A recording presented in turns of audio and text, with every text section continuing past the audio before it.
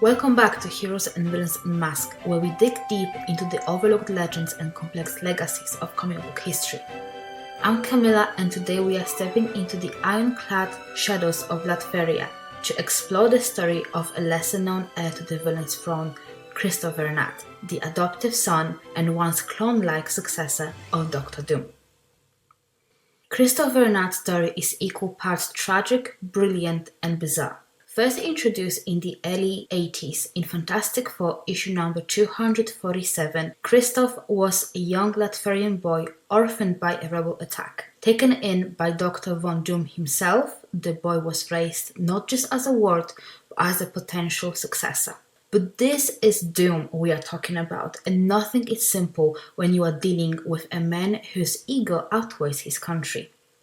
After Doom was believed to be dead, his loyal servants, following contingency orders, implemented Doom's memories into Kristoff's mind, effectively overwriting the child's personality. Kristoff didn't just think like Doom, he believed he was Doom. He donned the armor, declared himself ruler of Latveria, and even launched an attack on the Fantastic Four, convinced they were his mortal enemies.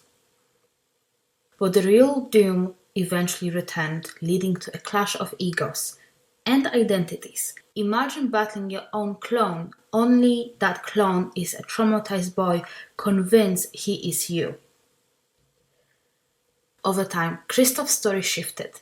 He regained his sense of self, struggled with identity, and walked the line between redemption and legacy. He's been both ally and antagonist to Doom, and at times even tried to define his own path beyond the armor.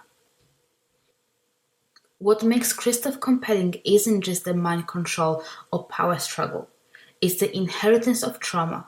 He's a child caught in the gravitational pull of one of Marvel's greatest villains, a pawn, a son, a successor, and sometimes a mirror. Kristoff Vernard may not be a household name, but his story asks a timeless question. Can we ever escape the shadow of those who raised us, or are we doomed to become them? Now, before we wrap things up, here are two lesser-known facts about Kristoff Vernard. He once held diplomatic immunity as the ruler of Latveria.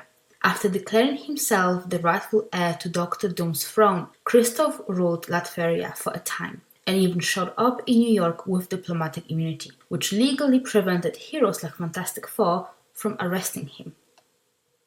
He also briefly tried to join the Fantastic Four. In an unexpected turn, Kristoff attempted to leave his villainous past behind and even applied to join the Fantastic Four during a period of reform.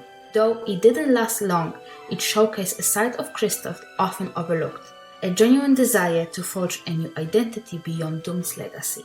That is all I have for you for today, so thank you so much for tuning in, and I'll see you on the next one.